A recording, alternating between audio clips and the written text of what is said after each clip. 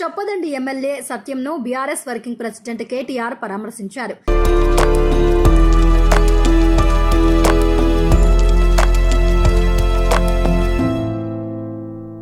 సతీమణి రూపాదేవి మరణంతో విషాదంలో ఉన్న సత్యం కుటుంబ సభ్యులకి సానుభూతి తెలియజేశారు.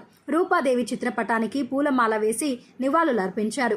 ఆయన వెంట బీఆర్ఎస్ ఎమ్మెల్యేలు వివేకానంద, కౌశిక్ రెడ్డి, ఎమ్మెల్సీ సంబీపూర్ రాజు ఉన్నారు. కాగా కొన్ని రోజుల క్రితం సత్యం భార్య అనారోగ్య సమస్యలతో ఆత్మహత్య చేసుకున్న సంగతి తెలిసిందే.